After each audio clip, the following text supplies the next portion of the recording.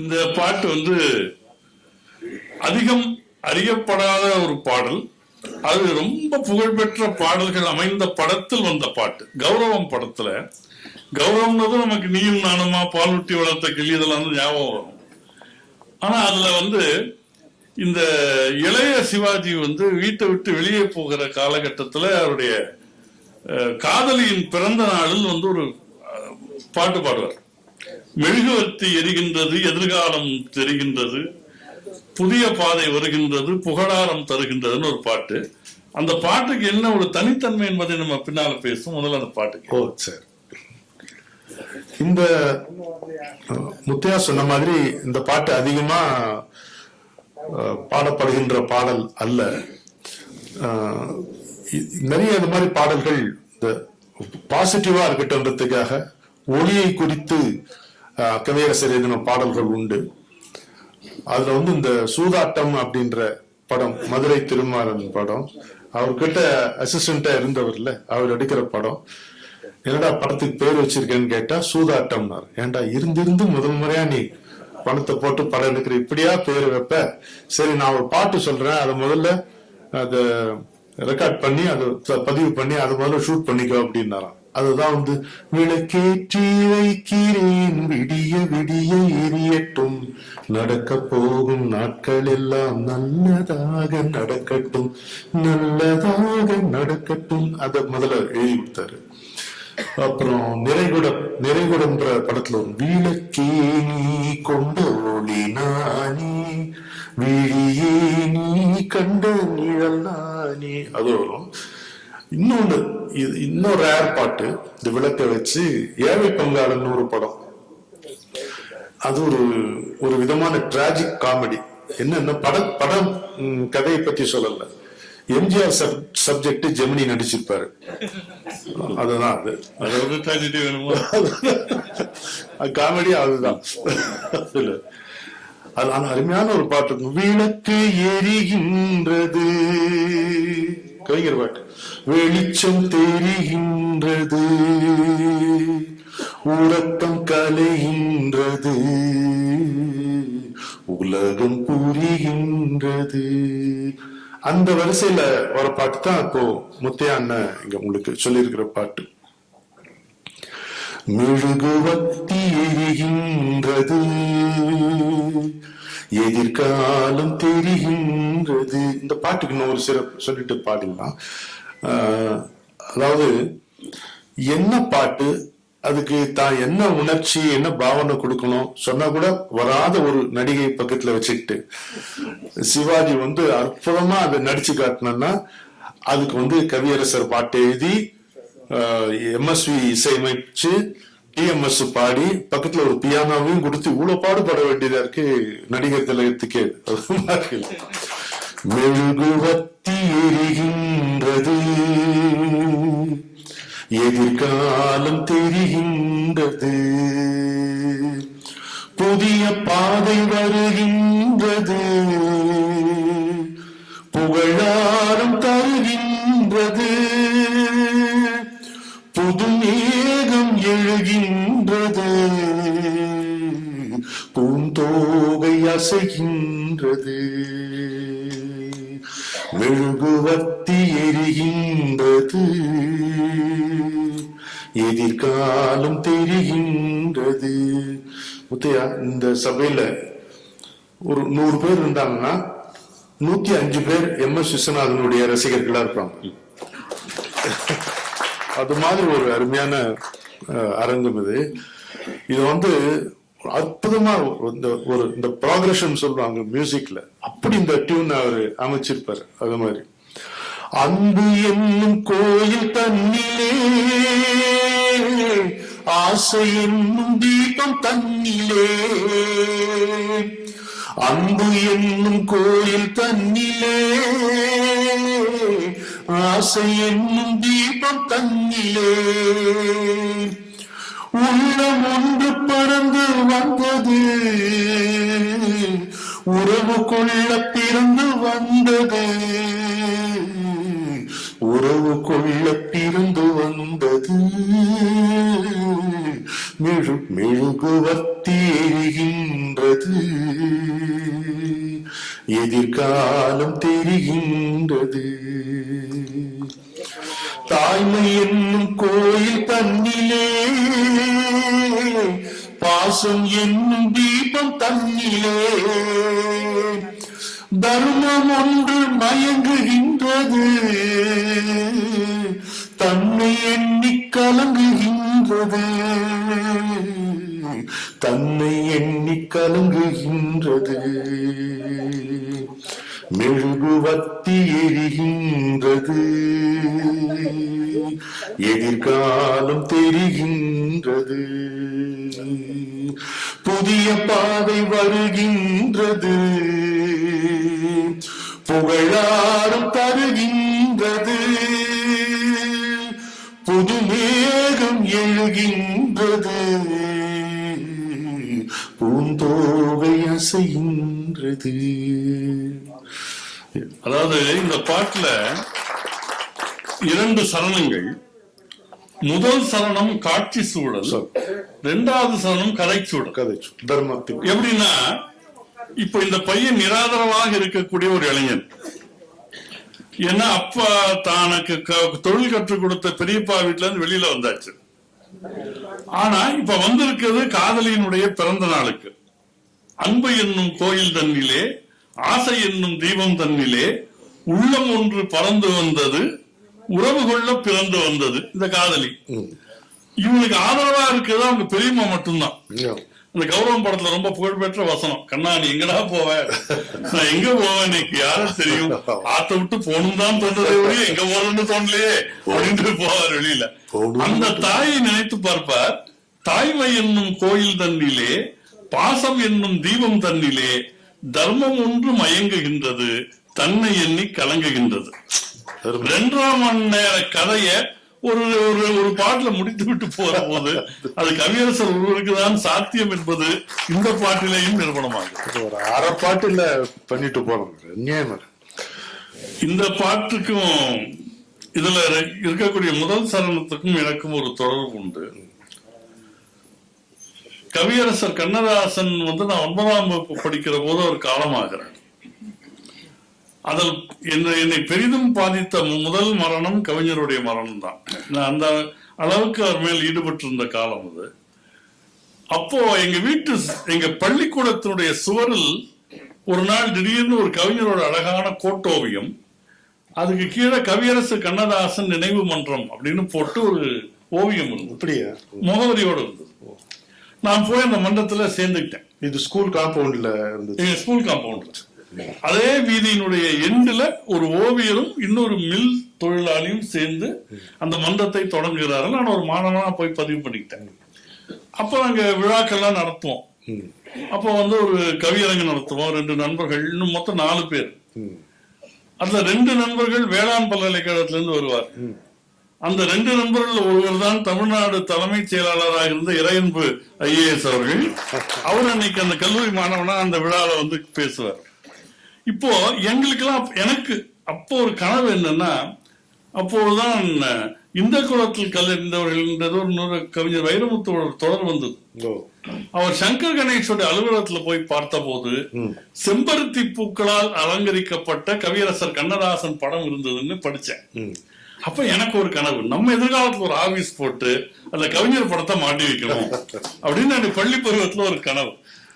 அது பின்னால நிறைவேறி அருமையா நிறைவேறி. ஆனால் அது எங்க அந்த கனவு முழுமை பெற்றது என்றால், நம்முடைய கிருஷ்ணகுமார் அவர்கள், கோவை கிருஷ்ணகுமார் அவர்கள் கண்ணதாசன் கழகம் நிறுவி ஆண்டுக்கு ஒரு முறை கண்ணதாசன் பெயரால் விருது வழங்குகிற அறிவிப்பை தொடர்ந்த போது அந்த விழாவில் சிறப்பு விருந்தினர்கள் குத்து விளக்கேற்றிய போது நான் ஜான் சுந்தர்ங்கிற நண்பரை விட்டு இந்த பாட்டை பாட சொன்னேன். விழியே கதை எழுது கண்ணீரில் எழுதாதே என்கிற பாட்டுல அது எதற்காக என்றால், தீபம் எரிகின்றது, ஜோதி தெரிகின்றது, காலம் மலர்கின்றது, கனவு பலிக்கின்றது என்று என்னுடைய தனிப்பட்ட கனவு பலித்த இடம் அந்த இடம்.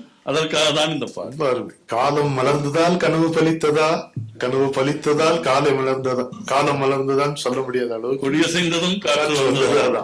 அப்படித்தான். தீபம் எரிகின்றது, ஜோதி தெரிகின்றது, தீபம் எரிகின்றது, ஜோதி தெரிகின்றது, காலம் மலர்கின்றது, என் கனவு பலிக்கின்றது, எண்ணத்தில் என்ன தோற்றம், என் நெஞ்சத்தில் நீ தந்த மாற்றம், உனக்காகவே நான் வாழ்கிறேன். விழியே கதையெழுது, கண்ணீரில் எழுதாதே, மஞ்சள் வானம் தென்றல் சாட்சி, உனக்காகவே நான் வாழ்கிறேன். விழியே கதை எழுது, கண்ணீரில் எழுதாது, ஏதோ ஒரு ரேண்டமா ஒரு பல்லவி மாதிரி தோணுச்சு எனக்கு முதல்ல. ஆனா நம்ம நிகழ்ச்சிக்குன்னு அதை ஆழ்ந்து படிக்கும் பொழுது பதில் இருக்கு. ஒன்னொன்னுத்துக்கும் ஒரு சின்ன அம்சத்துக்கும் பதில் சொல்ல மறப்பதே இல்லை கண்ணதாசன். அதுல எப்படி சொல்றேன்னா, வேற எப்படி எழுதுவேன் நானு, உமைக்கு வேறேது பாஷை, என் உள்ளத்தில் ஏதேதோ ஆசை, உனக்காகவே நான் வாழ்கிறேன். அழகாது. இவர் எண்ணத்தில் என்னென்ன தோற்றம் மாத்திரம், அது அற்புதமான ஒரு பாட்டு. அதாவது அது மனசுல நமக்கு 1000 குழப்பங்கள் கற்பனைகள் வரலாம். ஆனா அந்த குழப்பங்களும் வருத்தங்களும் நம்முடைய அடிப்படையான நம்பிக்கையை மறைச்சிடாது. மேகங்கள் என் நெஞ்சில் ஓடும், வானத்தை யார் மூடக்கூடும். என்ன வானை முகில் மறைப்பதனால் வண்ணம் மறைந்திடுமா, அது மாதிரி. அண்ணா சரி, அநேகமாக இந்த பாட்டிலே ஒரு 2 மணி நேரம் போயிடும். அதாவதுங்க, தொன்மங்களை கொண்டு வந்து பெய்து ஒரு பாட்டை அந்த சூழலை விளக்குவதில் கவிஞருக்கு நிகர் யாரும் கிடையாது. நமக்கெல்லாம் சிலப்பதிகாரம் தெரியும். கண்ணகி கோவலன் திருமணம் ஆனதற்கு பிறகு அந்த மாதவியினுடைய அரங்கேற்றத்தை கோவலன் பார்க்கிறான். மாலை வாங்குனர் சாலும் நம் கொடிக்குன்னு அந்த பெண் ஏலம் விட அந்த மாலையை வாங்கிவிட்டு மாதவியோடு வாழப்போகிறான். அப்ப கண்ணகி திருமணம் முடிந்து பிறகு மாதவியோடு வாழப்போகிறார். இது சிலப்பதிகாரம். இந்த படத்தினுடைய சூழ்நிலை எப்படி இருக்குன்னா, இவன் முதலில் ஒரு நடன பெண்ணோடு நட்பாக இருக்கிறான். 2 பேரும் ஒரே துறையில் இருக்கிறார்கள். அவர்களுக்குள்ளே எல்லா விதமான உறவும் இருக்கிறது. ஆனா அந்த பெண்ணை விட்டுட்டு வேற பெண்ணை திருமணம் செய்யற சூழ்நிலை வருது. ஆனா அந்த பெண், இவனால் காதலிக்கப்பட்ட பெண் தான் திருமண வரவேற்பிலே இசை நிகழ்ச்சி நடத்துகிறார். இந்த சூழ்நிலையை நமக்கு விளக்கணும். கவிஞர் சொல்றார், காவிரி நகரில் கடற்கரை ஓரத்தில் மாதவி ஆட வந்தாள், ஒரு மன்னவன் கூட வந்தான், அவர் பூவிரி மஞ்சத்தில் பொருந்திய பின்னே கண்ணகி வாழ வந்தாள், அதையும் மாதவி காண வந்தாள் என்று எழுதுறார். இதுல என்ன அழகுன்னா, காவிரி நகரில் கடற்கரை ஓரத்தில் மாதவி ஆட வந்தாள், ஒரு மன்னவன் கூட வந்தான்னு வச்சுக்கலாம். மன்னவன் கூட வந்தான், 2 அர்த்தமும் இருக்கு. அப்படி ஒரு அந்த ஒரு காவியத்தில் நாம் அறிந்த கதையை லேசாக திருப்பி போட்டு ஒரு சூழ்நிலையை கவிஞர் விளக்கி இருக்கிற பாட்டு ரொம்ப அற்புதமான பாட்டு. இதுல 3 உள்ளங்களினுடைய உரையாடலாக வரக்கூடிய அற்புதத்தை இந்த பாட்டுல நம்ம பார்க்கலாம். ஆனாலும் முதல்ல திரைப்படத்துல மாதவி பாடுற மாதிரி ஒரு வருஷன் இருக்கு, 2 வருஷன் இருக்கு. மாதவி பாடுறது இருக்கு, கண்ணகி பாடுறது. ஆனா முத்தையா ரொம்ப எச்சரிக்கையோடு சொன்ன மாதிரி திரைப்படத்துல மாதவி கேரக்டரும் திரைப்படத்துல கண்ணகி கேரக்டரும் பாடுற பாட்டை பார்க்கலாம். அதாவது இத பத்தி முத்தையா போன்ல சொல்ல மொத்த நிகழ்ச்சியுமே இவ்வளவுதான் அப்படின்னு தோணி போச்சு எனக்கு. இந்த பாட்டை வச்சு முடிச்சிடலாமோ அப்படின்னு. அந்த அளவுக்கு இதுல ஆழம் இருக்கு. இருந்தாலும் மீதி பாடல்களும் உண்டு, கொஞ்சம் அடக்கி வாசிப்போம். பத்மபிரியா இல்லையா, அந்த வாழ்ந்து காட்டுகிறேன்றது படம் 1975, 50 வருஷம் முடிஞ்சு போச்சு. MSV உடைய இசையில சுசீலா ஒண்ணு பாடியிருக்கிறது, வாணி ஜெயராம் பாடியிருக்கிறது. முதல்ல வாணி ஜெயராம் பாடியிருக்கக்கூடிய அந்த வருஷன். காவிரி நகரின் கடற்கரையோரத்தில் மாதவியாட வந்தாள், ஒரு மன்னவன் கூட வந்தான். அவர் பூவிரி மஞ்சத்தில் பொருந்திய பின்னே கண்ணகி வாழ வந்தாள், அதையும் மாதவி காண வந்தாள், மாதவி காண வந்தாள். இது இந்த சரணம் பாருங்க, இப்படி ஒரு கான்செப்ட் நான் கேட்டதே கிடையாது. திருவும் மனமும் சேர்ந்தது தானே திருமணம் என்றுரைப்பார். உண்மைதானே? திருவும் மனமும் சேர்ந்தது தானே திருமணம் என்றுரைப்பார். அங்கு திருவேராகவும் மனம் வேறாகவும் இருவரும் தனித்திருந்தார். மாலை அணிந்தவள் மாதவி பாடுறா, இங்க கண்ணகி நம்ம சுஜாதா முத்துராமன் கூட வெட்டிங் ரிசப்ஷன்ல உட்கார்ந்துருக்காங்க. அவங்க சுட்டி காட்டி இங்க இருந்து மேடையில இருந்து இது பாடு.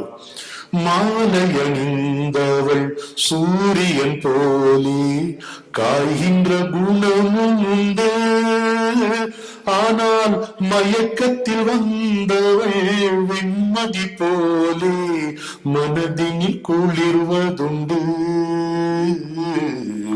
மனதினில் குளிர்வதுண்டு.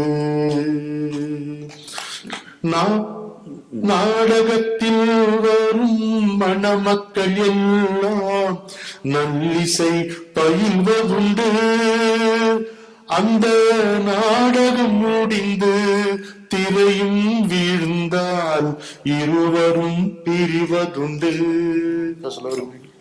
அதாவது இந்த நாடகத்தில் வரும் மணமக்கள் எல்லாம் நல்லிசை பயில்வதுண்டு, அந்த நாடகம் முடிந்து திரையும் விழுந்தால் இருவரும் பிரிவதுண்டு.